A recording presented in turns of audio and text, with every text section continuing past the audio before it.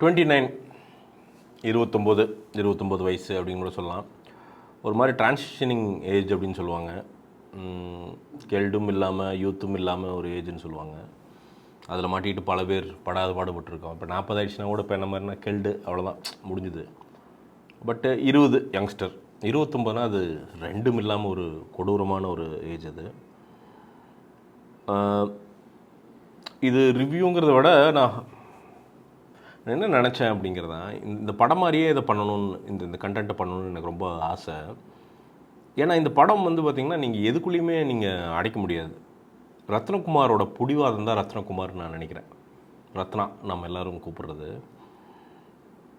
ஏன் அப்படி சொல்கிறேன் அப்படின்னா, இந்த நீரோட்டத்தில் இன்றைக்கி இருக்கிற நீரோட்டத்தை, இந்த அட்ரினலின் நீரோட்டம், ஏன்னா அது இருந்தால் தான் படம் ஜெயிக்கும் அப்படிங்கிற டம்மால் டிமில் டச் டபால் டிபிள் அப்படி அது ஏதோ ஒன்று இருக்கணும். அப்படி இல்லாட்டி ஏதாவது அந்த ட்ரெண்டுக்கு ஏற்ற மாதிரி ஒன்று பண்ணி அப்படின்னு. ரத்னா வந்து என்றைக்குமே அந்த ட்ரெண்டில் சிக்கினதே கிடையாது. அது ஆடையை எடுத்துக்கங்க, மேயாதமான எடுத்துக்கங்க, குழுவில் எடுத்துக்கங்க, அந்த இப்போ 20 நீங்கள் எதுலேயுமே சிக்க மாட்டேன். அப்படி அவருக்கு என்ன தோணுதோ அதை கன்வின்சிங்காக படம் பண்ணுவார். அது 4 பேர்த்துக்கு பிடிச்சிருக்கலாம், 400 பேர்த்துக்கு பிடிச்சிருக்கலாம், 4 லட்சம் பேர்த்துக்கு பிடிச்சிருக்கலாம், 40 லட்சம் பேர்த்துக்கு பிடிச்சிருக்கலாம், 40 கோடி பேருக்கு பிடிச்சிருக்கலாம். He doesn't care. டசன்ட் கேர்னா என்னென்னா, அது வந்து டசன்ட் கேருங்கிறது சும்மா அப்படி சொல்ல முடியாது. எப்படின்னா, பயத்துலேயும் ஒரு சரியான முடிவு எடுக்கிறது இருக்குல்ல. பயம்னா என்னென்னா, ஒரு ஃபிலிம் மேக்கருக்கு என்றைக்குமே சரியான பயங்கிறது வந்து என்னென்னா, அந்த சக்ஸஸ் பயம் வந்து, அதுவும் தமிழ் ஃபிலிம் மேக்கர்ஸ்க்கு எல்லாத்துக்குமே அந்த பயம் வந்து பயங்கரமாக இருக்கும். ஏன்னா சக்ஸஸ் தவிர நீங்கள் வேறு எதையை வச்சுமே உங்களை வந்து மெஷர் பண்ண மாட்டாங்க. நீங்கள் எப்படி ஷார்ட் எடுத்தீங்க, என்ன கலர், அதெல்லாம் இல்லை. கலெக்ட் பண்ணிச்சா இல்லையா, ஜெயிச்சுதா இல்லையா அப்படிங்கிறது தான். அப்போ இவர் எடுக்கிற படம் எல்லாமே அப்படின்னா இது சக்ஸஸ் ஆகும் எவனுக்குமே தெரியாது. அவரை தவிர மேபி அவருக்கு ப்ரொடக்ஷன் பண்ணுறவங்களுக்கு, இந்த ப்ரொடியூசர்ஸ் பொறுத்த வரைக்கும் கார்த்திக் சுப்பராஜ் அண்ட் லோக்கி. நம்ம பிரதீப் வந்து கோ ப்ரொடியூசராக பண்ணியிருக்காரு. ஏன்னா ரொம்ப வேண்டிய நண்பர், அவர் வந்து கோ ப்ரொடியூசராக வந்திருக்காரு. வாழ்த்துக்கள். உண்மையாலுமே ப்ரொடக்ஷன் சூப்பராக இருந்துச்சு. அதுக்கு உண்மையான ஸ்பெஷல் வாழ்த்துக்கள். ஸோ இது ஒன்றுமே தெரியாது உங்களுக்கு வந்து இது எப்படி என்னங்கிறது ஒன்றும் தெரியாது. ஆனால் அதில் பர்சனல் அந்த சக்ஸஸ்க்கான பயம் இருக்குல்ல, அதை வச்சுக்கிட்டே இருந்தாலும் கன்வின்சிங்காக எனக்கு தெரிஞ்ச படத்தை எடுப்பேன்னு ஒரு புடிவாதம் இருக்குல்ல, அது ஒரு பயங்கரமான புடிவாதம். அதுக்கு சரியான கட்ஸ் வேணும். அந்த கட்ஸ் இருக்கிற ஃபிலிம் மேக்கர் தான் ரத்னா. ஏன்னா இது ஒரு கட்ஸி ஃபிலிம் மேக்கிங். நீங்கள் லவ் அப்படின்னாலே 4 ஷாட்டு தான். லவ் டக் டக் டக் டக் அப்படின்னு வந்து பார்த்திங்கன்னா அதை வந்து காமத்துக்கு கொண்டு போய் அடுத்த லெவலுக்கு கொண்டு போயிடுறாங்க. 2 நிமிஷத்துலேயே போயிடும் இன்றைக்கி படங்கள். அண்ட் பெண்களை இன்றைக்கி வரைக்கும் போக பொருள் தான். என்ன இந்த பெத்தி மூவி வரைக்கும் வந்து பார்த்திங்கன்னா சாரியை கழட்டி வீசுறது தான் வந்து அப்படி தான் மேக்ஸிமம் ட்ரீட் பண்ணுறாங்க. அதுக்கு இடையில் நீங்கள் பீச்சில் வந்து இன்னும் கொஞ்சம் உள்ளே போனால் ஆள சத்தம் கேட்கும், இன்னும் கொஞ்சம் அப்படி போனீங்கன்னா வாகன சத்தம் கேட்கும், இந்த பாயிண்டில் நின்னால் தான் உனக்கு சத்தம் கேட்காது அப்படின்னு சொல்லிவிட்டு அங்கே ப்ரப்போஸ் பண்ணுறதெல்லாம் இருக்குல்ல. ஒருத்தன் அதை வந்து எழுதுறது இருக்குல்ல, அதை எழுதுறதை விட்டுட்டு அந்த எழுதுறதை வந்து ஃபிலிம் மேக்கிங்காக கொண்டு வரது இருக்குல்ல, அதுக்கு பெரிய அறிவு வேணுங்க, பெரிய தைரியம் வேணும் முதல்ல. ஏன்னா ஒரு நூல் தப்புச்சுன்னா மொக்க டே கிரிஞ்சானுங்களா அப்படின்றானுங்க. அதை யோசிக்காமல் இல்லை அது ஒர்க் அவுட் ஆகும் அப்படின்ட்டு ஒரு ரைட்டராக ரத்னான் இருக்கார்ல, அதுதான் இந்த படத்தோட பியூட்டி அப்படின்னு நினைக்கிறேன். நெட்ஃப்ளிக்ஸில் அந்த படம் இப்போ இருக்குங்க, செகண்ட் அது ட்ரெண்டிங்லேயே நிற்கிது. தினமுமே பார்த்திங்கன்னா குறைஞ்சது ஒரு 100 to 200 பேர் ரத்னாக்கு மெசேஜ் அனுப்பிச்சிட்டே இருக்காங்க, வேறு ஃபார்மேட்டில். செம்மையாக இருக்குது, சூப்பராக இருக்குது, என்ன இருக்குது.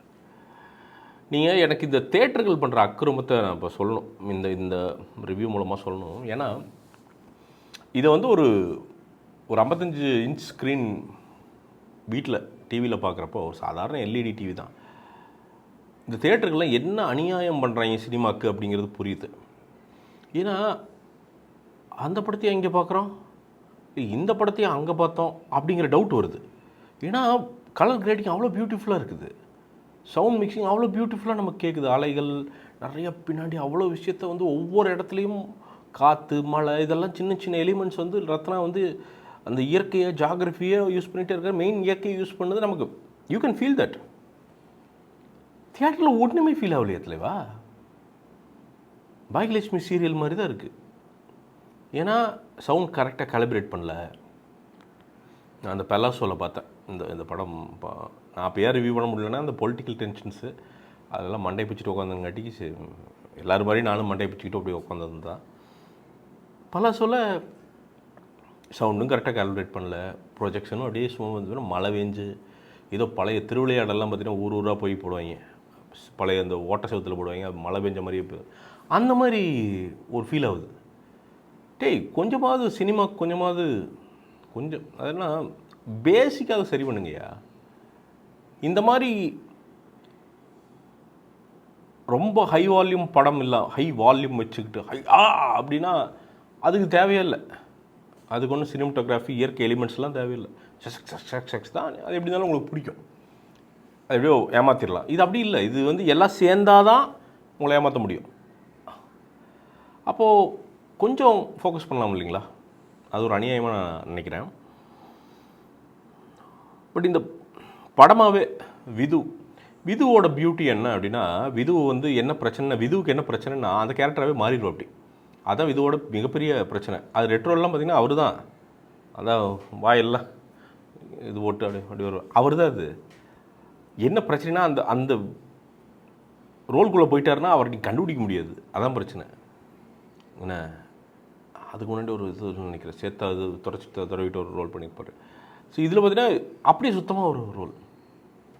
அவனை பார்த்தாலே உங்களுக்கு எரிச்சல் வரும், விதுவை பார்த்தாலே உங்களுக்கு எரிச்சல் வரும். டே போனால் அப்படின்ட்டு இருக்கு, என்னடா ஓரா கவிதை அப்படின்ட்டு இருக்கும். ஆனால் ஒரு பாயிண்டில் அவனை நீங்கள் புரிஞ்சுக்க ஆரம்பிப்பீங்க.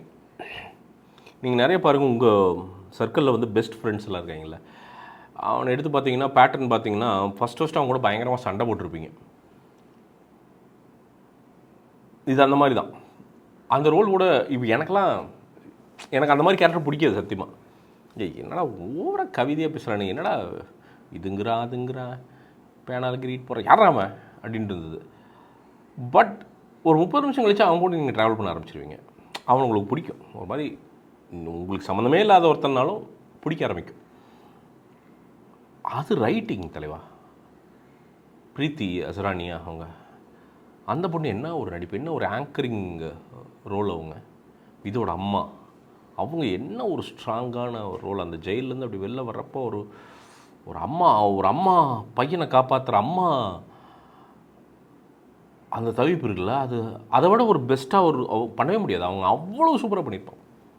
அன்ஃபார்ச்சுனேட்லி அவங்கள நிறையா இடத்துல ப்ரைஸ் பண்ணலன்னு நினைக்கிறேன், அவங்கள விட்டுறாங்க, சாய்ஸில் விட்டுறாங்கன்னு நினைக்கிறேன். பட் அவங்கள வந்து பயங்கரமாக ப்ரைஸ் பண்ணணும்னு நினைக்கிறேன். மியூசிக் என்ன மியூசிக், அப்படியே உள்ள அப்படியே இலையா அப்படியே உள்ள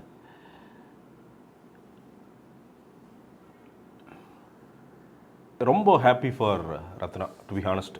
ரொம்ப ஹாப்பி. ஏன்னா இனி வந்து ரத்னகுமார் நீங்கள் மறுக்கவே முடியாது. ஏன்னா நெட்ஃப்ளிக்ஸ்காரனுக்கு வந்து நியூஸ் போயிடுச்சு. இன்றைக்கி டேட்டா எடுத்துருவான்.